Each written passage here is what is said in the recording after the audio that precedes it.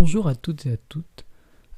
Aujourd'hui, je vais vous faire la lecture d'une très courte nouvelle de Kurt Vonnegut, en français, hein, bien sûr, je vais vous épargner mon accent anglais, qui parle donc d'un régime égalitariste à outrance. C'est quand même une nouvelle qui a été adaptée 2 fois, et ça peut être une référence qui est intéressante pour une colle de français, ou même comme ouverture ou comme accroche dans une dissertation. Parce que ça reste une référence qui est assez peu connue, et on doit pouvoir faire sans doute un ou deux liens justement avec la critique de Tocqueville des régimes qui privilégient un peu trop l'égalité, ou même avec l'égalitarisme de Praxagora. Bon, après, sinon, j'ai rien d'autre à vous vendre, j'ai pas de réseaux sociaux à vous vendre, parce que je les ai quittés il y a peu, à cause d'un petit coup de mou, enfin bon, bref. Mais vous pouvez toujours me suivre sur ma chaîne YouTube. Voilà. Donc assez raconter ma vie, assez blablater. Harrison Bergeron de Kurt Vonnegut. On était en 2081 et tous les hommes étaient enfin égaux. Non seulement devant Dieu et devant la loi, mais égaux dans tous les domaines. Nul ne pouvait se targuer d'être plus malin qu'un autre. Nul ne pouvait se targuer d'être plus beau, ni plus fort ou plus rapide.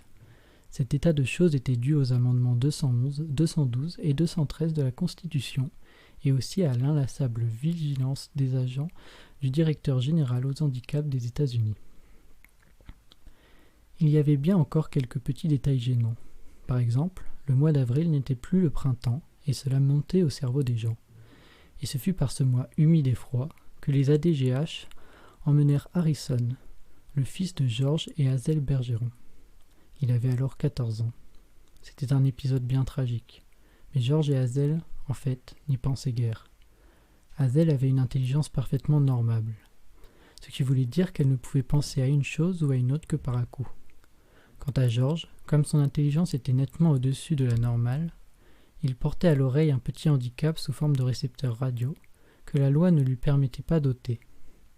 Il était branché sur un émetteur du gouvernement qui, toutes les 20 secondes environ, envoyait un bruit quelconque dans les sons aigus pour empêcher les gens tels que George de profiter injustement de leur intelligence aux dépens des autres. George et Hazel regardaient la télévision. Hazel avait des larmes sur les joues, mais pour l'instant, elle avait oublié qu'elle en était la cause. Des ballerines firent leur entrée. Une sonnerie vibrante résonna dans la tête de George, et ses penseurs s'enfuirent, prises de panique, comme des cambrioleurs qui entendent la sonnette d'alarme. « C'était joli, cette danse qu'ils viennent de finir, » dit Hazel. « Hein ? Cette danse, c'était joli, » répéta Hazel. « Oui, » dit George. Il essaya de penser un peu aux ballerines. Elles n'étaient pas vraiment bonnes, n'importe qui aurait pu en faire autant. Elles étaient alourdies par des contrepoids et des sacs de plomb de chasse. Quant à leurs visages, ils étaient masqués. Ainsi, nul ne pouvait, devant un geste gracieux ou un ravissant visage, se sentir pris au piège. George commença vaguement à penser que les danseuses ne devraient pas être handicapées, mais il ne put mener ses réflexions bien loin qu'à la radio transmit à ses oreilles un autre bruit qui dispersa ses pensées. George grimaça de douleur. Sur les 8 ballerines, 2 grimacèrent en même moment. Hazel avait remarqué la mimique de George. Comme elle n'avait pas de handicap, il lui fallut demander à son mari quel était le dernier bruit. « On aurait dit qu'on tapait sur une bouteille de lait avec un marteau, » dit George. « Je crois que ce serait très intéressant d'entendre tous ces différents bruits, tout ce qu'ils arrivent à inventer. » dit George. « Seulement moi, si j'étais directeur général au handicap, sais-tu ce que je ferais ?» continua Hazel. En fait, Hazel ressemblait beaucoup au directeur général au handicap, une femme nommée Diana Mood Glampers. Si j'étais Diana Mood Glampers, remplit Hazel, je ferais passer des carillons le dimanche, juste des carillons, une sorte d'hommage à la religion. Je pourrais penser si c'était juste des carillons, dit George. Eh bien, on pourrait les faire sonner très fort. Je crois que je ferais un bon directeur général au handicap. Aussi bon que n'importe qui, dit George. Qui mieux que moi pourrait savoir ce que signifie le mot normal, dit Hazel. Bien sûr, dit George. Une pensée vacillante commença à se faire jour dans son esprit.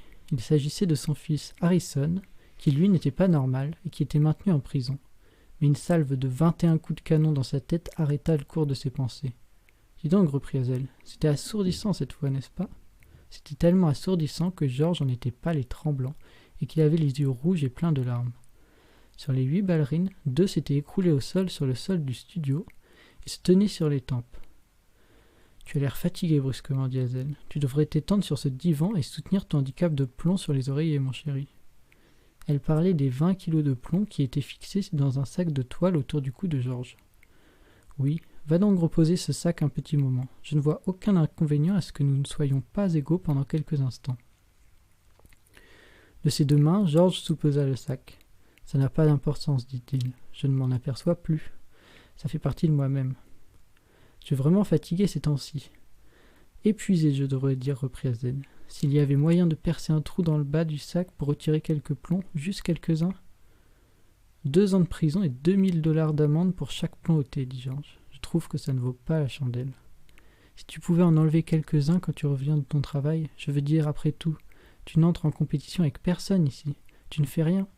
Si j'essayais de m'en tirer comme ça, dit Georges, alors d'autres se mettraient à en faire autant, et avant longtemps, on serait de nouveau au siècle de l'obscurantisme et chacun voulait rivaliser avec son voisin. Tu n'aimerais pas ça, dit. J'en aurais horreur. Et voilà, quand les gens commencent à pinailler sur les lois, que crois-tu qu'il puisse advenir de la société ?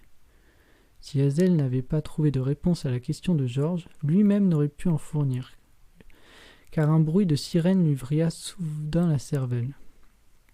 Je suppose que tout irait à volo, dit Hazel. Georges parut déconcerté. Qu'est-ce qui irait à volo ?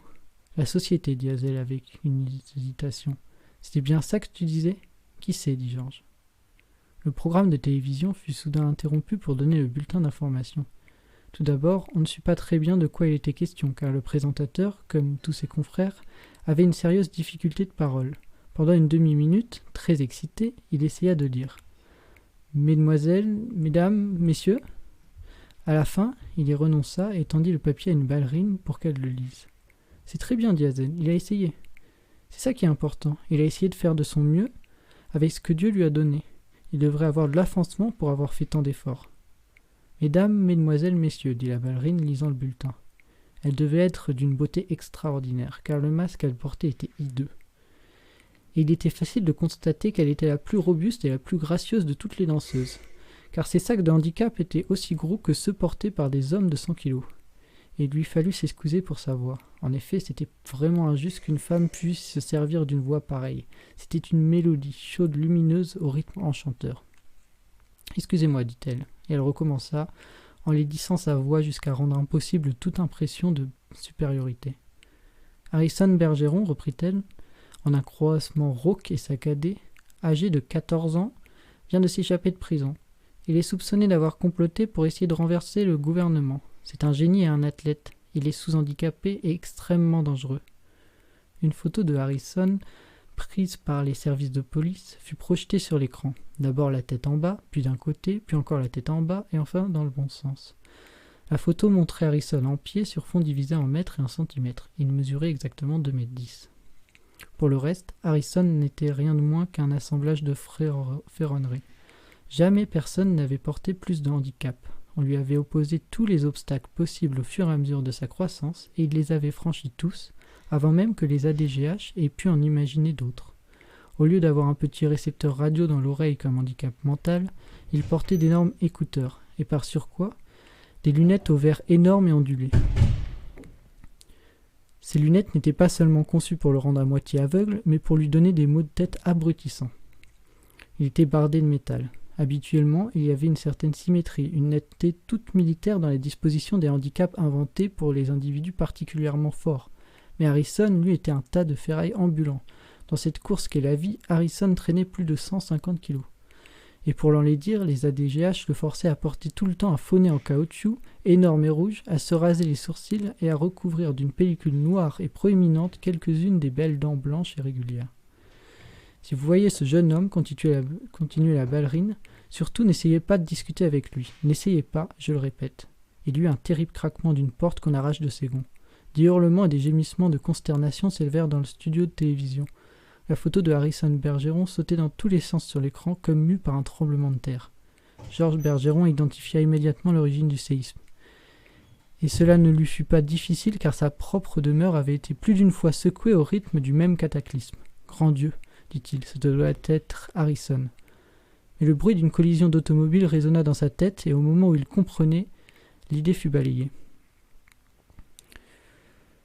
Quand George put de nouveau ouvrir les yeux, la photo de Harrison avait disparu et c'était un Harrison vivant qui remplissait l'écran, balançant sa tête de clown sur son corps énorme, tandis que teintait la ferraille dont il était recouvert. Il était debout, en plein milieu du studio. Il avait encore à la main le bouton de la porte qu'il venait d'arracher. Ballerines, techniciens, musiciens et speakers s'étaient jetés à ses genoux et se recroquevillaient de peur, s'attendant à être massacrés. « Je suis l'empereur !» cria Harrison. « Vous m'entendez, je suis l'empereur !» « Tout le monde doit faire ce que je dis et immédiatement. » Il tapa du pied et le studio trembla. Même infirme, boitant, diminué comme vous me voyez ici, rugit-il, je suis le plus grand de tous les dictateurs de tous les temps. Et maintenant, regardez-moi devenir ce que je peux devenir. Harrison arracha les courroies qui tenaient ses handicaps comme si c'était du papier mâché. Arracha les courroies conçues pour soutenir 2500 kilos. Les morceaux de ferraille qui avaient été les handicaps de Harrison s'écrasèrent au sol. Harrison passa ses pouces sous le cadenas qui fermait le harnachement de sa tête et le brisa comme un fétu. Il écrasa ses écouteurs et ses lunettes contre le mur. Puis il envoya promener son nez de caoutchouc, révélant ainsi un homme devant lui que le dieu du tonnerre, le grand Thor lui-même, aurait tremblé. « Maintenant, je vais choisir mon impératrice, dit-il, parcourant du regard le groupe agenouillé à ses pieds. Que la première femme qui ose se lever réclame et son époux et son trône. » Quelques instants s'écoulèrent et une ballerine au corps flexible comme une fleur se leva. Harrison ôta le handicap mental de son oreille et ses handicaps physiques avec une étonnante délicatesse. En dernier lieu, il lui retira son masque. Elle était d'une surprenante beauté. « Maintenant, dit Harrison, la prenant par la main, nous allons montrer ce que signifie le mot « danse ». « Musique » ordonna-t-il. Les musiciens regagnèrent leur siège en se bousculant et Harrison les débarrassa aussi de leur handicap. « Jouez de votre mieux, leur dit-il, et je vous ferai baron, duc et comte. » La musique commença. Elle était normale au début, c'est-à-dire bête, fausse, de mauvaise qualité. Mais Harrison arracha 2 musiciens de leur chaise et les secoua comme des baguettes de chef d'orchestre, tout en fredonnant la musique comme il voulut qu'elle fût jouée. Puis les rejeta sur leur chaise. La musique recommença et c'était beaucoup mieux.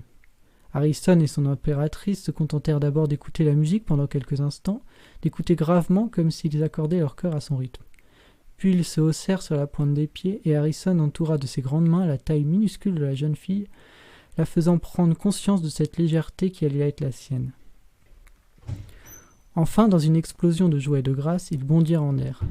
Et non seulement les lois terrestres étaient abandonnées, mais aussi les lois de la gravité et ceux du mouvement. Ils tournoyaient, tourbillonnaient, pivotaient, s'élançaient, cabriolaient, sautaient, faisaient de multiples entrechats. Ils étaient légers comme des biches sur la lune. Et chaque bond amenait les danseurs plus près du plafond qui pourtant avait 9 mètres de haut. Il fut bientôt évident que leur intention était d'aller embrasser le plafond. Ils l'embrassèrent. Puis neutralisant la force de la gravité par la seule puissance de leur volonté et de leur amour, ils restèrent suspendus en l'air, au-dessus du plafond, et ils s'embrassèrent pendant longtemps, très longtemps. C'est alors qu'arriva Diana Moon Glampers. Elle fit son entrée dans le studio, tenant un lourd fusil à 2 canons. Elle tira 2 fois, et l'empereur et l'impératrice moururent avant même d'avoir touché le sol. Diana Moon Glampers rechargea son fusil. Elle le pointa vers les musiciens et leur dit qu'ils avaient 10 secondes pour remettre leur handicap. À ce moment, les lampes de télévision des Bergerons crièrent. Hazel se tourna vers George pour parler de la panne. Mais George était allé à la cuisine chercher une bouteille de bière. George rentra avec la bière et s'arrêta, secoué des pieds à la tête par un bruyant signe de son handicap mental. Il se rassit. « Tu as pleuré » demanda-t-il à Hazel en la voyant s'essuyant les yeux. « Oui, dit-elle. « À quel sujet ?»« Tout est confus dans mon esprit, murmura Hazel. « Il faut oublier les choses tristes, dit George. C'est toujours ce que je fais. C'est bien, dit George. Il grimaça. Un bruit de canonnade gronda dans sa tête. « Oh, je vois bien que cette fois c'était un bruit assourdissant, dit Hazel. « Tu peux redire ça, dit George. »« Oh, dit Hazel, je vois que cette fois c'était un bruit assourdissant. » Voilà. Merci de m'avoir écouté, et puis bon courage à tous. Bonne journée, bonne soirée. La bise.